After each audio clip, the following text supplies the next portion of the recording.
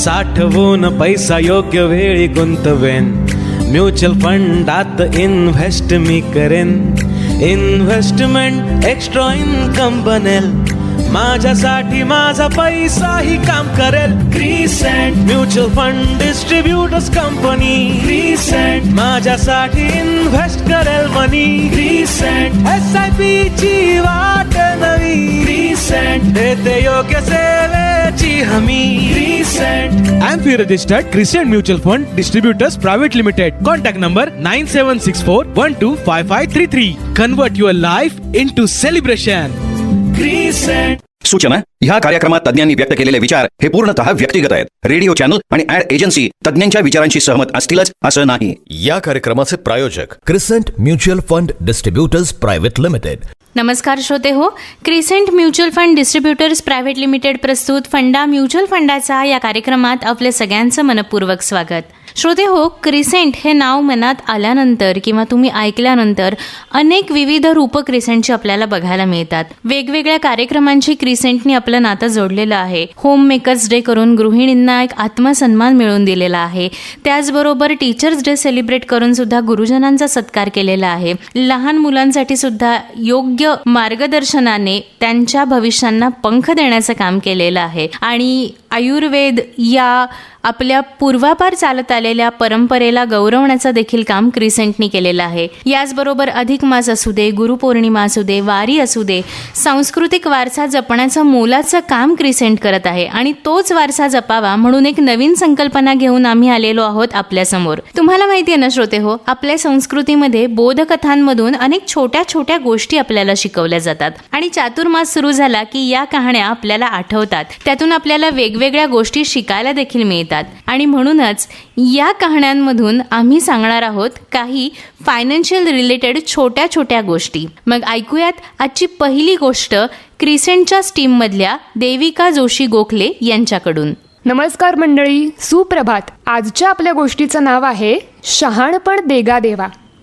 आटपाट नगर होतं. तिथे एक धर्मशील राजा राज्य करत होता. शेत जमीन अत्यंत सुपीक होती. धनधान्याला काहीही कमतरता नव्हती. नगरात आनंदी आनंद होता. त्या नगरात रघुनाथ नावाचा एक शेतकरी राहत होता. त्याच्या शेतात भरघोस पीक येत असे. एके वर्षी परमेश्वराच्या कृपेने त्याच्या शेतात इतकं धान्य आलं की घरात ठेवायला जागाच उरली नाही. रघुनाथ आनंदून गेला. त्याने गावात सगळ्यात मोठं धान्याचं कोठार बांधलं. गावकऱ्यांनी विचारलं की अरे रघुनाथ, एवढं सगळं धान्य तू एकाच कोठारात ठेवणार आहेस? त्याच्यावर तो अभिमानाने म्हणाला की मोठं कोठार आहे, एकदम मजबूत बांधलंय, मला दुसऱ्या कोठाराची काहीही गरज नाहीये. त्याच गावात गोपाळ नावाचा एक दुसरा शेतकरी राहत असे. त्याच्याकडेही भरपूर धान्य होतं, पण त्याने धान्य हे 4 वेगवेगळ्या कोठारात ठेवलं. थोडं घराजवळ, थोडं शेतावर, थोडं गावाच्या बाहेर आणि थोडं देवळाजवळच्या एका वखारीत. रघुनाथ त्याला हसत म्हणाला की अरे इतका त्रास कशाला, सगळं एकाच ठिकाणी ठेव की,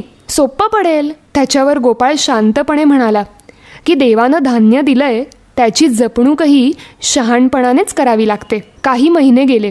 श्रावण संपला. एका रात्री जोरदार पाऊस सुरू झाला. विजांचा कडकडाट झाला. पहाटे गावकऱ्यांनी बघितलं तर रघुनाथच्या मोठ्या कोठाराची मागची भिंत पूर्ण कोसळली होती. पावसाचं पाणी आत शिरलं. सगळं धान्य भिजलं. काही कुजलं तर काही वाहून गेलं. रघुनाथ हताश झाला. रडू लागला. माझं वर्षभराचं श्रम वाया गेलं. तोच तो गोपाळकडे गेला. गोपाळच्याही एका कोठारात पाणी शिरलं होतं, पण बाकीची 3 कोठारं सुरक्षित होती. त्याचंही नुकसान झालं होतं, पण सर्वस्व गेलं नव्हतं. रघुनाथ म्हणाला की अरे तुझंही कोठार भिजलंय, तरी तू इतका शांत कसा? गोपाळ हसला. तो म्हणाला की मी माझं सगळं धान्य एकाच ठिकाणी कधीच ठेवलं नाही. तेवढ्यात त्या गावातले एक वृद्ध गुरुवर्य आले. ते म्हणाले की निसर्गाचा काहीही भरवसा नसतो. शहाणा माणूस संकट टाळू शकत नाही, पण तो संकटाची तीव्रता आणि होणारं नुकसान निश्चितच कमी करू शकतो. रघुनाथने त्या दिवसापासून 4 कोठारं बांधली आणि आयुष्यभर त्याने सगळं धान्य एका ठिकाणी ठेवलंच नाही. मंडळी, ह्यातनं आपण काय शिकायचं? तात्पर्य हेच आहे की शहाणपण म्हणजे सगळं काही एकाच ठिकाणी न ठेवता योग्य प्रकारे विभागून ते जपणं आणि वाढवणं. अशी ही 60 उत्तराची कहाणी 5 उत्तरी सुफळ संपूर्ण.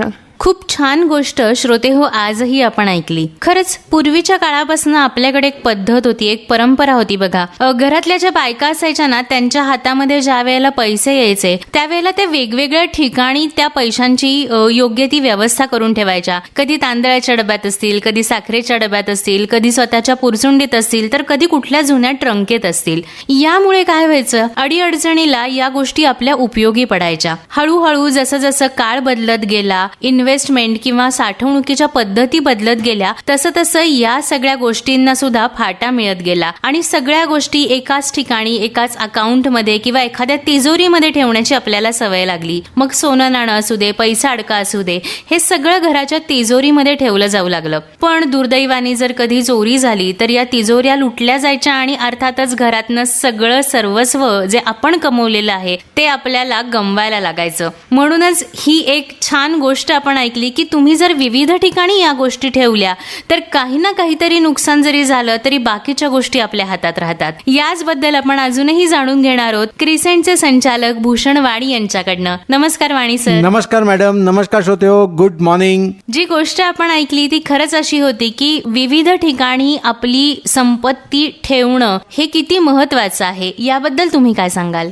सो बघा कसं आहे मॅडम, शहाणपण देगा देवा गोष्ट जी देविका मॅडमनी आमच्या तुम्हाला सांगितली, चातुर्मासच्या गोष्टी आपण इथे समजून घेतोय. सो शहाणपण देगा देवा, देवाला बुद्धी व शहाणपणासाठी केलेली खरी प्रार्थना. तर ॲसेट अलोकेशन, मालमत्तेचं वाटप किंवा गुंतवणुकीचे योग्य विभाजन याची सांगड कशी घालायची आहे, योग्य ठिकाणी योग्य प्रमाणात पैसा गुंतवणूक करण्याचं शहाणपण मिळणं हेच खरं यशस्वी गुंतवणूकदाराचं रहस्य आहे. त्याच्याच पुढे जर आपण विचार केला तर सगळ्या ॲसेट म्हणजे रादर सगळी इन्व्हेस्टमेंट ही एकाच ॲसेटमध्ये का नाही करायची किंवा वेगवेगळ्या ॲसेटमध्ये त्याची विभागणी का करायची. म्हणजे जसं की आपण इमर्जन्सी फंड म्हणून काही पैसे बाजूला ठेवले पाहिजेत, आपण डेट ह्या ॲसेटमध्ये जी FD आहे किंवा कदाचित रिकरिंग डिपॉझिट आहे किंवा म्युच्युअल फंडचे डेट फंड आहेत, इथे काही गुंतवणूक आपली झाली पाहिजे. सोन्या चांदीमध्ये आपली गुंतवणूक झाली पाहिजे, रिअल इस्टेटमध्ये आपली काही गुंतवणूक झाली पाहिजे, इक्विटी म्युच्युअल फंडमध्ये आपली काही गुंतवणूक झाली पाहिजे. म्हणजेच गोष्टीत सांगितल्याप्रमाणे ते जिथून व्यापारी किंवा शेतकरी जे आहेत, जे ज्यांचा धान्याचा व्यवसाय आहे, ओके, एक व्यापारी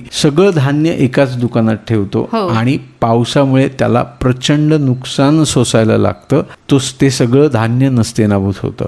वर्सेस सेकंड जो व्यक्ती आहे, सेकंड जो व्यापारी आहे, तो वेगवेगळ्या ठिकाणी ते धान्य जसं त्याचं अलोकेट करतो, जेव्हा आपण ॲसेट अलोकेशन म्हणतोय, ओके, वेगवेगळ्या ठिकाणी गुंतवणुकीचा विचार करतोय. नुकसान त्याचंही झालेलं आहे, असं नाहीये की त्याचं नुकसान झालेलं नाही, पण नुकसानाचं प्रमाण हे कमी आहे आणि तीच खरी यशस्वी गुंतवणूकदाराची आर्थिक गुरुकिल्ली आहे जेव्हा आपण ॲसेट अलोकेशनचा विचार करतो. सो फक्त पैसा असणं पुरेसं नाहीये, तर तो कुठे, कधी, कसा विभागून गुंतवायचा याचं शहाणपण असणं हीच ॲसेट अलोकेशनची खरी ताकद आहे. वयानुसार आणि ध्येयानुसार गुंतवणुकीचं योग्य विभाजन आपण करण्याचं जर शहाणपण दाखवलं तर आपापल्या मोठ्या आणि आर्थिक जोखमींपासून आपण सुरक्षित आपल्याला ठेवू शकतो. हे शहाणपण या गोष्टीतून शिकायला आपल्याला मिळतं. आणि म्हणूनच श्रोते हो, या गोष्टी कशा साध्य करायच्या याच्या मार्गदर्शनासाठी किंवा मदतीसाठी तुम्ही संपर्क करू शकता